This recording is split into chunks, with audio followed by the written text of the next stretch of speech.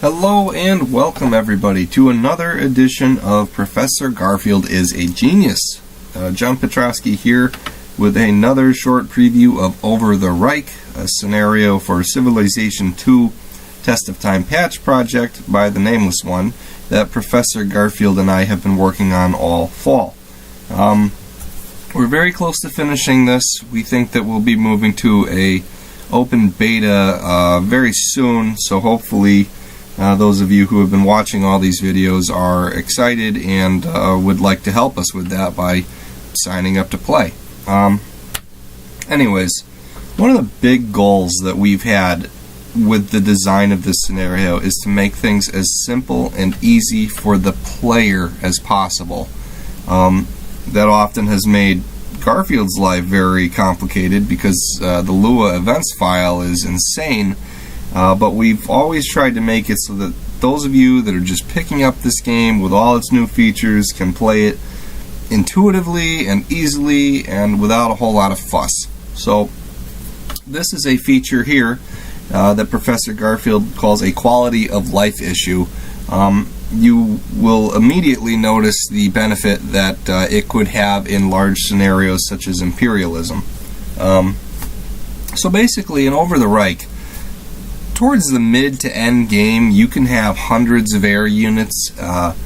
Most of the time you're going to want to move a large percentage of them to the same general area, and the old way with Civ2 to do that is just to select every single air unit and move it.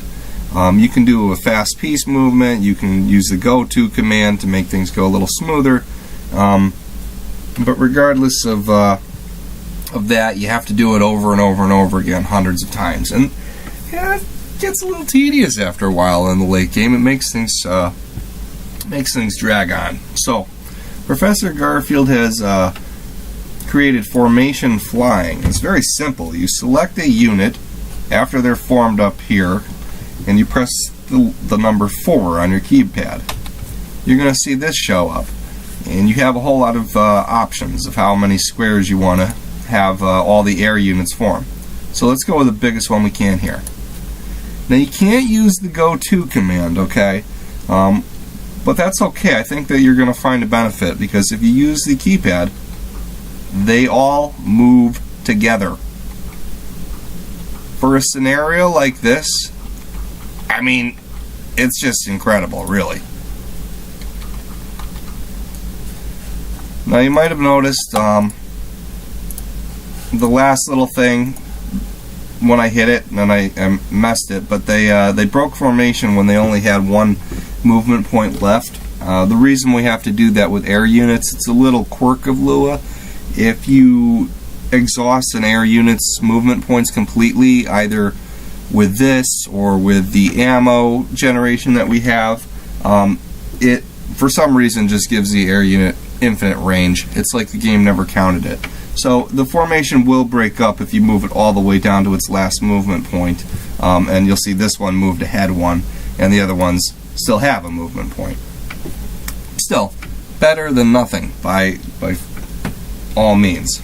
So anyways, you can take a look at that. It's going to be interesting. We think it's going to really help the scenario.